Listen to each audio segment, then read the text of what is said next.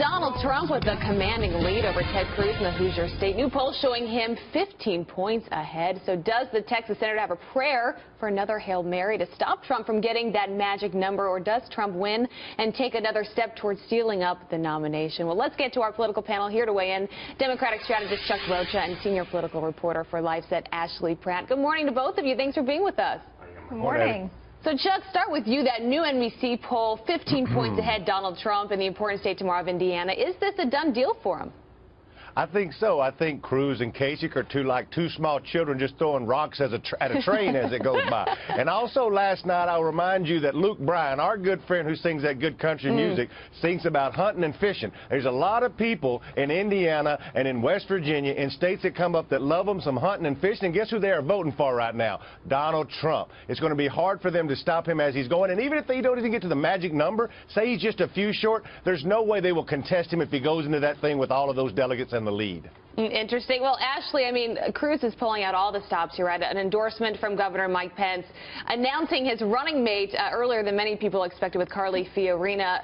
This is clear. He realizes this is a must-win state for him. He does. And a lot of people are saying this is Cruz's last stand and that this is the Never Trump movement's last stand, in the sense that, you know, this isn't another Wisconsin. We're seeing him down by 15, whereas in Wisconsin we did see him constantly polling ahead of Donald Trump.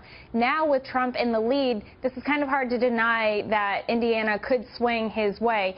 Even if Trump were to lose Indiana, which seems unlikely at this point, he can still get the 1237 delegates with a sweeping win in California. So this Cruz-Kasich plan that was announced, it really doesn't seem to be working in any way to stop him from getting the necessary delegates. And a lot of voters in Indiana, Anna, actually hate the Cruz-Kasich plan. So that will actually probably backfire against them there. Yeah, it seemed like it could backfire. And there's also a race on the Democratic side still going on. Clinton and Sanders, they're neck and neck in Indiana. The question is, who has the momentum to win after a series of losses and staff cuts? Is it time for Sanders to support Clinton? I mean, Chuck, we're hearing Sanders doubling down on his delegates, telling them to stay strong with him, to come out and support him still.